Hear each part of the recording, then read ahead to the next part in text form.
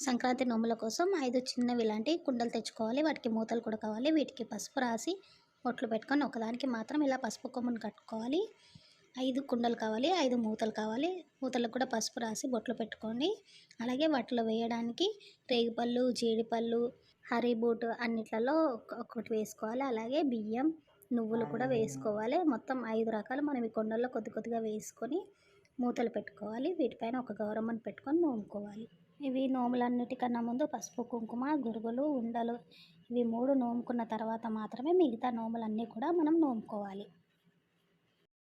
అన్ని కుండలకి పసుపు రాసి బొట్లు పెట్టుకొని దాంట్లో కూడా మనం అన్నీ వేసుకున్నాం కదా, రేగుపళ్ళు, జీడిపళ్ళు, బియ్యం, నువ్వులు అన్నీ కూడా వేసుకున్నాం కదా, వేసుకొని ఇలా 5 కూడా నోముల దగ్గర అరేంజ్ చేసుకోవాలి. రేపొద్దున గౌరమ్మ పెట్టుకొని నోముకోవాలి.